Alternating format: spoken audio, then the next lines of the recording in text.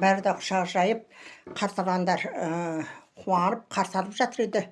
Жайнаның қолына гүл ұстатып қойыпты, қазақша шашып жатыр. Ақсаққа түскеннен кейін үстіне ең бірінші бір кожанка ма бір сырт киім кигізді. Артынан шапан жақты, енді өздерінің салт бұтпағандығын да көрсетіп жатқан шығар.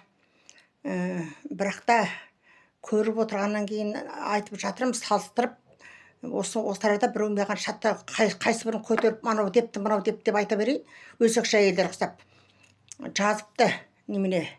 Осы жаққа барғанда бізді олай қарсы ала екен, сүктем екен деп, енді баяғыда апамдар орысша білмегенде қадари қалыңды біл, аяз би әліңді біл дейді. Ана қадари дегенді өздерінше орысша айтқаным ба, қадари деген жоқ қой еді бізде қазақта. Соныменен енді қарсы алу ырымы жасап жатыр. Артынан енді шляпада әкесі ғой деймін, Жайнаны құшақтап енді үйлеріне кіргізген, басқа да видеоларын әлі салған жоқ. Мен сіздерге бұны айтып өттім.